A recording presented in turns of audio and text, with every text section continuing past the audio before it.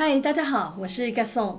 那一直以来呢，都有很多的观众留言说，希望我们能够做一集介绍烘焙工具的影片，所以今天就来跟大家聊聊这个话题。那其实烘焙工具真的很多，我们自己前后拉拉杂杂也买了不少。那有一些很实用，但有一些是一时脑波太弱买了，结果没用没几次呢，就被收进柜子里了。所以这一次呢，我们会锁定在新手入门的工具清单。当然烤箱是一定要有的，那至于其他的工具，有一些是必要的，那缺少的话呢就很难起步。那有一些是可以在做出兴趣后再慢慢添购的。另外这一集影片中还会分享这些工具要怎么挑选，让大家尽可能的少花一点冤枉钱。毕竟工具不是越多越好，最重要的是找到好用又可以用很久的。那接下来我们就来看看入门工具清单的第一项吧。第一个工具是电子秤。那烘焙讲求的是精准，食材分量少一点或多一点，最后成品的口感或外观就有可能是完全不同的。特别是在法式烘焙的领域，几乎都会要求用秤。那有些人可能会觉得，为什么不用量杯呢？毕竟很多家庭已经有量匙和量杯了。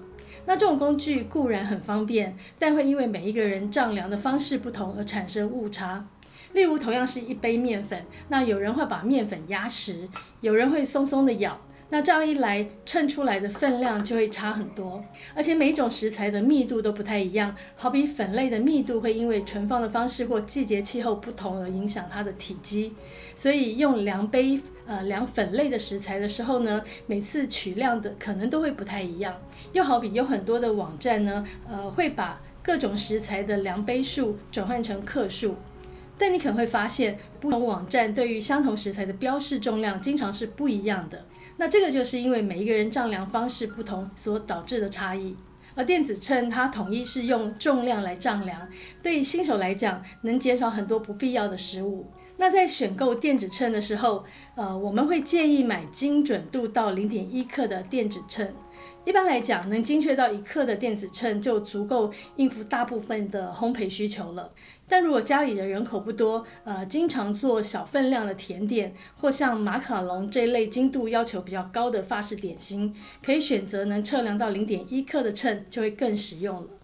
又好比如果你要称像是泡打粉、小苏打粉这种很轻的食材，用量通常都非常的小，或者是有时候你想要更换不同的尺寸的烤模，那你食材变更后的比例不见得都是整数。那这种电子秤呢，它就会很方便，而且电子秤它最好有归零的功能，这样你就可以直接在同一个容器里面加食材，那随时归零，然后再继续称，不但节省时间又很方便。那价格方面，其实我们是觉得不用买太贵的，基本入门款就已经很够用了。像我买的这个电子秤，它已经用了很久，然后它的价格也不会很贵。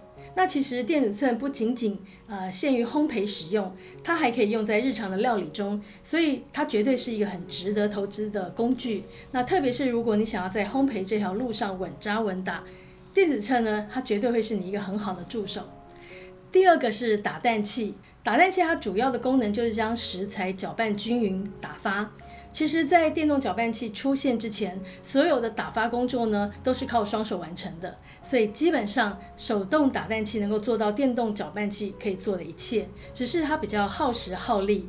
但新手一开始用手动的话，其实就已经很够用了。那么手动打蛋器要怎么挑选呢？我们会建议以打发为主的话，就挑选钢条比较多、结构稳固的款式。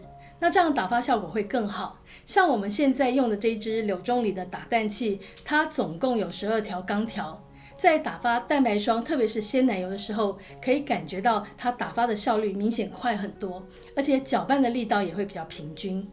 那如果钢条少的话，搅拌起来会比较吃力，而且效果不如钢条多的那种来得好。那材质的部分就建议选用不锈钢的，它比较耐用，也比较好清洗。那当然除了打发鲜奶油或者是蛋白霜，也有一些场合是不需要打入太多空气的，像是巧克力干纳许。那这个时候呢，我们就会用这种支数比较少的来搅匀。那至于那个电动搅拌器，它绝对是省时省力的好帮手，特别是要打发像蛋白这类需要大量空气的食材时，电动的会非常的好用，选购的时候呢，建议挑选段数多的，那至少要有3段以上。它可以因应不同食材的打发速度来调整，那段数越多，它控制起来就会越灵活。尤其是要做需要精细搅拌的甜点时，它能够微调速度的电动打蛋器呢，会让你更得心应手。那我们目前用这一台是9段速，已经用了8年多，还是蛮好用的。那简单来讲，手动打蛋器适合刚开始入门的烘焙新手。那等你熟练了之后，或者是已经打到快崩溃怀疑人生了之后呢，你可以考虑升级到电动打蛋器也不迟。但就算有电动搅拌器，有时候只需要简单拌一下，或者是担心电动的力道太大，手动打蛋器呢反而还是比较好掌控的。第3个是料理盆，料理盆是烘焙中不可或缺的工具。很多人可能会想，家里的大碗、生锅或沙拉碗也可以用来搅拌食材，那为什么还要特别购买专用的料理盆呢？其实料理盆的设计更适合烘焙过程中的各种需求，它的深度和形状比一般锅碗更符合搅拌食材的要求。那首先，料理盆的底部比较稳定，在搅拌的时候呢不容易移动，那这样你就可以更安心的混合食材。其次，它的口径比较宽，让你在搅拌过程中手部活动比较灵活，不会觉得束手束脚。那与生锅相比，它能避免食材四处飞溅。那此外呢，它不仅适合烘焙，还能够用来进行其他料理的任务，实用性非常的高。那常见的料理盆的材质主要有不锈钢跟耐热玻璃2种。那这2种各有优缺点。不锈钢盆它的重量比较轻、耐摔，而且温度的传导性佳。那例如你在打发鲜奶油的时候，你可以将不锈钢盆先放进冰箱的冻箱冰镇，那这样打发鲜奶油的时候效果会更好、更稳定。或者是打发全蛋的时候，你坐在温水上也会有比较就是打发效果也会比较好。而玻璃盆的优点是耐热，可以直接进行微波炉加热。那同时它透明的设计，让你可以一目了然观察到食物混合的过程。不过呢，玻璃盆相对是比较笨重一点，而且它很容易破损，所以使用的时候要更加的小心。那在实不相瞒的影片里，我们通常都是用玻璃盆，那是因为在拍摄的时候，玻璃盆可以让观众更清楚的看到那个食材的搅拌质地。但是在日常练习中，我们其实是使用不锈钢盆比较多的，因为它比较轻便耐用。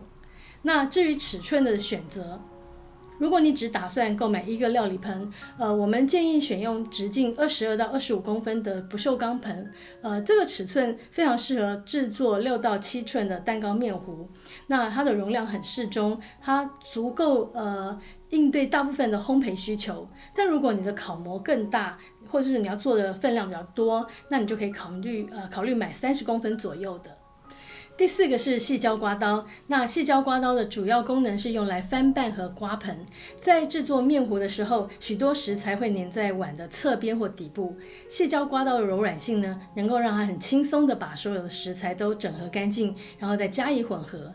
那相比金属或木质的工具，细胶刮刀的弹性更好，而且不会刮伤或损伤容器的表面。那另外，细胶刮刀非常适合进行翻拌的动作，尤其在制作蛋白霜或者是面糊的时候，轻柔的翻拌可以避免过度搅拌，那保持食材的蓬松质感。而且现在的细胶刮刀呢，很多都是耐高温的，也很适合用来拌炒热食。那这也是它和其他食材工具相比的优势之一。那在选择细胶刮刀的时候，有几个需要注意的点啊，像这种一体成型的设计是最好的。那这样的设计不会出现刮刀和手柄分离的问题，也比较容易清洁，可以避免食物残留卡在接缝处。像我们最早做烘焙的时候，我们买了一组 LC 的那个细胶刮刀组，那一组我们到现在还是很喜欢。那它的手柄是木质的，然后它的那个刮刀的那个细胶的部分呢，软硬度非常的好，也非常好翻拌。可是呢，就因为它是木头的，我们当时不晓得它是可以拆卸，每次洗干净之后就直接晾着，没想到里面就发霉，就接缝的地方，那我就觉得很可惜。所以我后来用到最后，我会发现说，你要买就是买一体成型的，这种在清洁上面是最无后顾之忧的。那另外刮刀的硬度和弹性也很重要哦，要选择有适当弹性但不要过软的刮刀。那这样子呢，能够在你刮盆的时候有足够的力度，同时又能够灵活处理各个角度和容器。那尺寸的部分，一般来讲，中等大小、长度适中的刮刀就很适用了。那这样既可以混合大分量的材料，也能够处理小量的食材，能够应对更多的烘焙需求。第5个是烘焙纸。那烘焙纸它最主要的作用呢，就是防止食材粘黏在烤模或烤盘上。无论是烤饼干、面包还是蛋糕，铺上烘焙纸可以让脱模变得更轻松。烘焙纸的优点是使用方便，而且用完后就可以直接丢掉，那清理起来非常的省事。它不仅可以用来烘焙，那还可以在料理的时候使用。例如拿来蒸包子垫在面团下面，或者是做纸包鱼，甚至在日本料理中炖煮的时候呢，也常会铺上一层烘焙纸，可以慢慢的收汁，同时呢又可以防止汤汁过度的蒸发，它的用途非常的广泛。但是呢，烘焙纸有一个小缺点，就是它在烘烤的过程中呢，因为它容易吸收面团或者是面糊的湿度而起皱，那影响了成品的外观。再加上它是一次性的用品，它虽然很方便，但长期使用它的成本还是相对比较高的。因此呢，有一个不错的替代选择，就是烘焙布。它和烘焙纸一样，可以铺在烤模里或者是烤盘上。那最大的好处就是它不会起皱，也不会吸收那个湿气哦。那所以你的面糊或者是面团在烘烤过程中可以保持更完整的形状。而且烘焙布是可以重复使用的，那它相对环保，长期下来还能节省成本。那虽然烘焙布有不少的优点，但不能否认烘焙纸的灵活度还是比较高的。它不仅可以用来烤东西，也可以用来蒸、炖、煮，然后功能非常的多，弹性也比较大。那此外呢，还有一个非常实用的工具，就是矽胶垫。这个矽胶垫呢，它不仅可以替代烘焙纸和烘焙布，它还耐高温，非常容易清洗，而且呢，也是可以重复使用的。然后非常适合经常做烘焙的人。那总结来讲，新手买烘焙纸就已经很够用了，要不然可以搭配烘焙布来使用。那如果是常烤饼干的话，真的可以考虑买一个矽胶垫来用用看。那不过要提醒大家，要记得查看那个包装上标示的耐热温度。像我们现在用的这个烘焙纸，它的烘烤温度最高可以到达250度 C。那烘焙布跟矽胶垫通常耐热都可以达到250到260度 C 这样子。那不论你是使用哪一种，你都要记得查看那个包装上标示的耐热温度，这样才能够安心又放心的使用。第6个是烤模。对新手来说，挑选烤模的确是一个令人头痛又不知所措的难题。毕竟市面上有各种不同形状、大小和材质的烤模。那从蛋糕模到吐司模，形状、材质、尺寸五花八门，对刚入门的烘焙新手来说，确实容易感到选择障碍。那么今天我们就来分享一下如何挑选一个适合初学者的烤模。首先可以根据烘焙的需求和用途来决定。例如你想从烤蛋糕开始，那么建议从万用性高的模具下手，比如说圆形的蛋糕模或长方形的棒蛋糕模。那这2类的烤模不仅能够用来烤蛋糕，也能够做甜面包或咸派。那它们的应用范围都很广。一般来讲，棒蛋糕模通常都是一体成型的，而圆模有分离式或一体成型的。一体成型的圆模呢，比较适合做海绵蛋糕、棒蛋糕、肉桂卷这类传统又不需要特别脱模技巧的点心。那搭配抹油撒粉或者是铺烘焙纸来使用。那这种模具它的结构比较稳固，不怕变形，而且清洗起来也比较方便，因为没有缝隙嘛。所以很适合需要水域烘烤的糕点。那分离式蛋糕模，它适合做戚风蛋糕、乳酪蛋糕这类需要小心脱模的点心，因为它可以从底部慢慢的推出那个蛋糕，不会破坏蛋糕的结构。那做cheese 蛋糕的话，通常会需要用到水域炙烤的烤制的方法。那分离式的设计可以用锡箔纸把它的底部包起来，那这样子就不用担心那个水域的时候水分会渗入。那我们2种烤模都有，那目前来讲，分离式烤模使用率是有比较高一点。那尺寸的部分呢，最常见是7寸跟8寸，但如果你跟我们一样，只是想要少量的品尝，又不想要浪费，那6寸是一个很理想的大小。那材质上最常见是铝合金或不锈钢材质，导热性较好，而且也比较经久耐用。那这些材质呢，大同小异，但如果要频繁使用的话，可以选择不沾涂层的模具，然后清洁上会更方便。那对于吐司模，它主要是用来烤长方形的面包，虽然也可以做咸派，但如果你不确定自己是否会频繁的烘焙面包，建议先从蛋糕模开始。那这也是因为蛋糕模的适应性比较强，可以灵活的运用在各种甜点和主食上，而且形状的选择也比较多，让你的创作空间会更大。最后，建议新手在购买烤模时，先从经典的形状、常用的尺寸下手，像是6寸到8寸的圆形模，或者是一个中等大小的棒蛋糕模。那这样可以应付多数的基础食谱。等到你熟练了之后呢，你再慢慢的添加其他种类的烤模，绝对不用担心烤模不够。相信我，你在不知不觉中，你慢慢的呢，你就会发现你的柜子里居然塞满各式各样的烤模。第7个是温度计。那很多人会觉得温度计是进阶烘焙时才需要的工具，但我们反而认为新手更需要像温度计和电子秤这种精准度高的工具。那因为它对新手来说经验比较有限，往往很难仅靠感觉来判断烘烤的状态。在烘焙的时候，温度掌控很重要，无论是煮果酱、做焦糖、面团发酵，或者是要确认面包或蛋糕的中心温度。那温度计呢，可以帮你判读更明确的资讯，尤其是新手，透过温度计的帮助，它可以更快又更明确的掌握食材的变化。是帮助你提高烘焙成功率的好工具。那市面上常见的温度计呢，它有2种，一种是探针式，一种是感应式。那探针式温度计它适合测量食物内部的温度，像是确认面包中心是否熟透，或者是检查巧克力的融化温度，它非常的实用。那它不仅是做甜点，有时候在家里要烤一只鸡，也可以用来测内部的温度。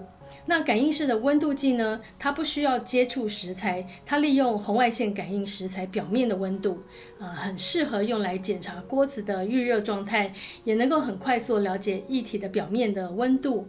那一般来讲，新手只需要选择一支基本的探针式温度计就够了。那探针式的价格会比感应式的低，然后建议买可以测到200度 C 以上的高温的款式。如果需要更快速、更便捷的测量表面温度，是可以考虑入手一台感应式的温度计。那它同样有很精确，而且它的操作很直观，但价格会比探针式的略贵。那总之，温度计不仅能够让新手更容易掌控食材的状况，也能够帮助稳定烘焙的结果。那推荐大家在入门的时候就准备一支温度计，它可以让你的烘焙过程更加的轻松和顺利。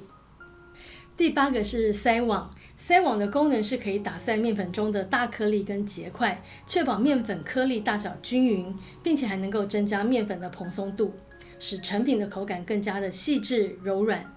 那除了筛面粉，也可以拿来筛过滤布丁液和起司蛋糕的面糊，使出炉的成品呢更丝滑细致。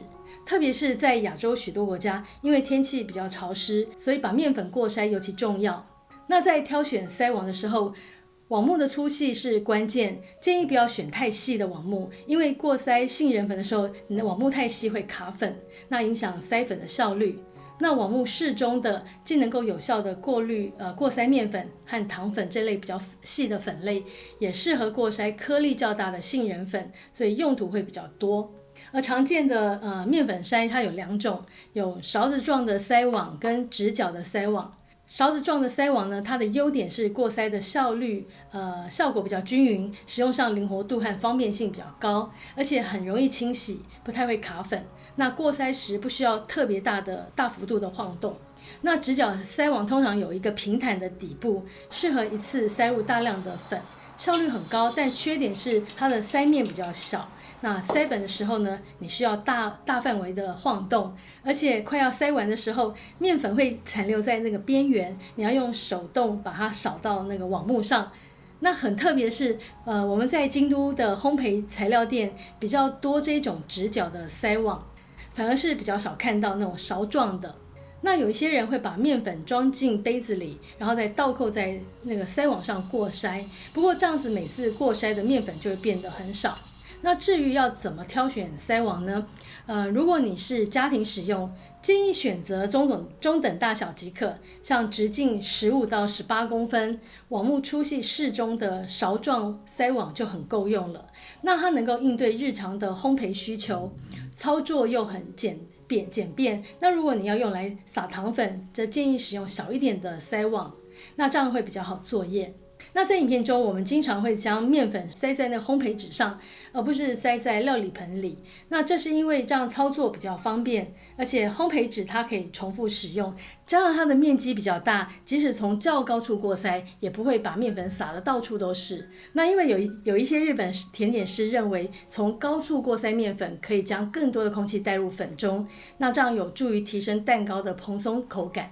整体来讲，筛网是一个简单却非常实用的工具，选择合适的筛网呢，绝对能够大大提高你的烘焙效率。那今天的影片就到这里结束了，我是 Gaston， 非常感谢大家的收看，欢迎加入我们的频道会员，也别忘了帮我们按赞、分享、订阅，我们下次见了，拜拜。